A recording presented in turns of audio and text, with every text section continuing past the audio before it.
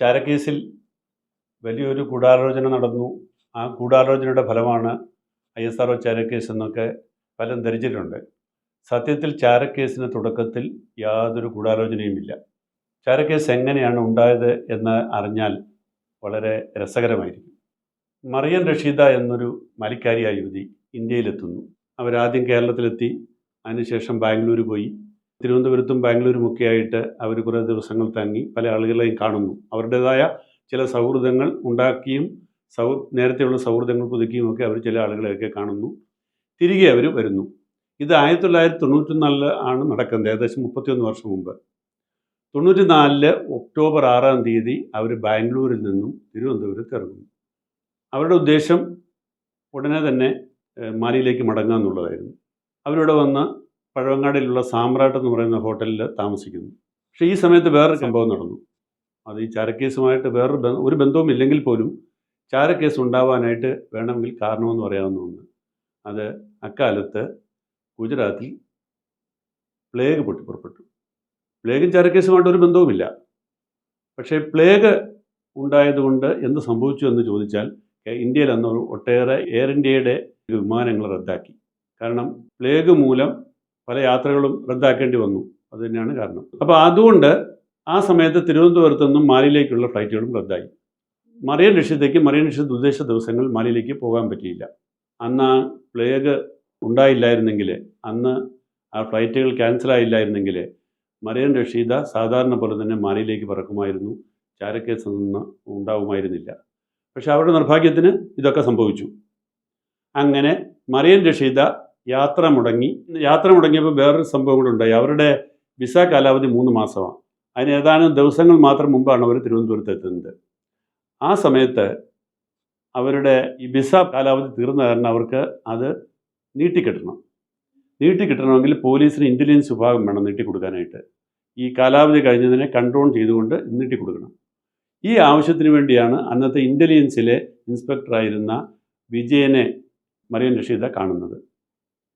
മറിയം റഷീദ വിജയനെ പോയി കണ്ടിട്ട് വിജയനോട് പറയുന്നു, ഇങ്ങനെ എനിക്ക് യാത്ര കാലാവധിക്കുള്ളിൽ പോകാൻ പറ്റിയില്ല, എനിക്ക് അതൊന്ന് കൺട്രോൾ ചെയ്ത് വിസയുടെ കാലാവധി, അന്ന് ഇൻ്റലിജൻസ് പോലീസ് വിചാരിച്ചാൽ വിസ കാലാവധി നീട്ടിക്കൊടുക്കാൻ പറ്റുന്ന ഒരു നിയമമാണ് ഇവിടെ ഉള്ളത്, മാലി സംബന്ധിച്ച് മാത്രം. കാരണം മാലി ഇന്ത്യയും തമ്മിലുള്ള ഡിപ്ലോമാറ്റിക് ബന്ധം അങ്ങനെയാണ്. അപ്പോൾ ഈ മറിയം റഷീദ വിജയനെ കണ്ടപ്പം വിജയൻ എന്ത് ചെയ്തു, ഇവരോട് പറഞ്ഞു ഇതിൻ്റെ ടിക്കറ്റിൻ്റെ കാലാവധി കഴിഞ്ഞു, ഇനി പുതിയ ടിക്കറ്റ് എടുത്തുകൊണ്ട് വരാൻ പറഞ്ഞു. അപ്പോൾ മറിയം റഷീദ പോയി പുതിയ ടിക്കറ്റ് എടുത്തുകൊണ്ട് വരുന്നു. ഒക്ടോബർ 27 മറ്റുള്ള ടിക്കറ്റ് അവരെടുത്തുകൊണ്ട് വരുന്നത്. ശരിക്കും പറഞ്ഞാൽ ആ ടിക്കറ്റ് കൈ കിട്ടിയപ്പോഴത്തേക്ക് വിജയൻ ചെയ്യേണ്ടിയിരുന്നത് ഈ യാത്രാ അനുമതി നൽകിക്കൊണ്ടൊരു ലെറ്റർ എഴുതി കൊടുത്താൽ അതവിടെ പ്രശ്നം തീരുമായിരുന്നു. പക്ഷേ വിജയൻ എന്താ ചെയ്തതെന്ന് ചോദിച്ചാൽ, വിജയൻ ആ ടിക്കറ്റ് അങ്ങ് മേടിച്ച് കൈവച്ചു. എന്നിട്ട് പറഞ്ഞു, എനിക്ക് നിങ്ങളുടെ ഹോട്ടലിൽ വന്ന് നിങ്ങളുടെ മുടി ഒന്ന് പരിശോധിക്കേണ്ട കാര്യമുണ്ടായിരുന്നു. എന്തിനാ? ഒരു കാര്യവുമില്ല. കാരണം മറിയം റഷീദ ചാരവനിതയുമല്ല, ചാരവനിതയാണെന്ന് കാണിക്കാനുള്ള ഒരു സൗജന്യവുമില്ല. എന്തിനാണ് വിജയൻ മറിയം റഷീദയുടെ മുറിയിൽ പോകണമെന്ന് ആഗ്രഹം പ്രകടിപ്പിച്ചത് എന്നുള്ളതിനെക്കുറിച്ച് CBIയുടെ റിപ്പോർട്ടിൽ പറയുന്നുണ്ട്. ഞാൻ അതിലേക്ക് ഉള്ളിൽ കിടക്കുന്നില്ല. അങ്ങനെ അന്ന് വൈകുന്നേരം വിജയൻ മറിയം റഷീദയുടെ റൂമിലെത്തുന്നു. ഇത് സാമ്രാട്ട് ഹോട്ടലിൻ്റെ മുകളിലത്തെ നിലയിലാണ് താമസിക്കുന്നത്. ഇവരവിടെ ചെല്ലുന്ന സമയത്ത് മറിയം റഷീദയുടെ കൂട്ടുകാരിയായ ഫൗസിയ ഹസനും ആ മുറിയിലുണ്ട്. വിജയൻ ഫൗസിയ ഹസനോട് പുറത്തു പോകാൻ പറഞ്ഞിട്ട് മറിയം റഷീദയുടെ മുറിയിലെ അവരുടെ പെട്ടിയും മറ്റു കാര്യങ്ങളൊക്കെ പരിശോധിക്കുന്നു. ഫൗസിയ ഹസന് പുറത്തിരുന്ന് ഇതൊക്കെ കേൾക്കുന്നുണ്ട്. ഇവർ തമ്മിലുള്ള വാക്ക് തർക്കവും ഈ മറിയം റഷീദയും വിജയനുമായിട്ട് എന്തോ തർക്കവും വാക്ക് തർക്കവും ഒക്കെ നടക്കുന്നതൊക്കെ കേൾക്കുന്നുണ്ട്.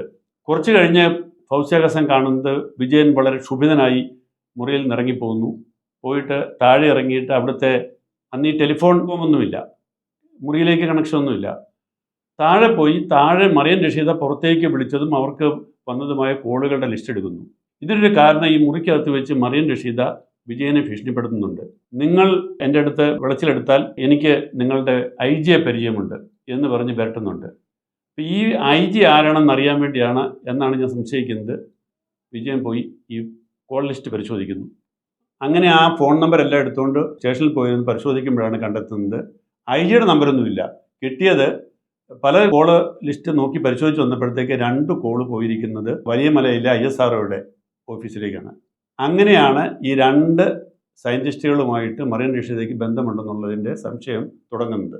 വാസ്തവത്തിൽ ഈ 2 കോളും ഒരാൾക്കാണ് പോയത്, 2 പേർക്കല്ല. ശശികുമാർ എന്ന് പറയുന്ന സയൻറ്റിസ്റ്റിനാണ് പോയത്. അപ്പോൾ എന്തായാലും ശശികുമാറിന് മറിയം റഷീദെ അറിയാമായിരുന്നു. ഈ കേസിൻ്റെ തുടക്കം അവിടെയാണ്. വിജയൻ നേരെ ഈ വിവരങ്ങളുമായിട്ട് അന്നത്തെ സിറ്റി പോലീസ് കമ്മീഷണർ രജീവിനെ പോയി കാണുന്നു. തുടർന്ന് ഒരു പുതിയ കേസ് അവിടെ ഉണ്ടാവുകയാണ്. ആ കേസ് മറിയം റഷീദ ISRO ശാസ്ത്രജ്ഞന്മാരുമായി സംസാരിച്ചതിൽ സംശയകരമായി എന്തോ ഉണ്ട് എന്ന് വരുത്തി തീർക്കത്തക്ക രീതിയിൽ അവരെ അറസ്റ്റ് ചെയ്യുന്നു. എന്നിട്ട് അന്ന് ദേശാഭിമാനി പത്രത്തിലാണ് ഈ വാർത്ത ആദ്യമായിട്ട് വരുന്നത്. ദേശാഭിമാനിയിൽ ഈ വാർത്ത പിറ്റേ ദിവസം വരുന്നു. അതിനുശേഷമാണ് മറ്റു പത്രങ്ങളൊക്കെ ഇത് റിപ്പോർട്ട് ചെയ്യുന്നത്. ISRO ചാരക്കേസ് ഉണ്ടായതിന്റെ തുടക്കം ഇതാണ്.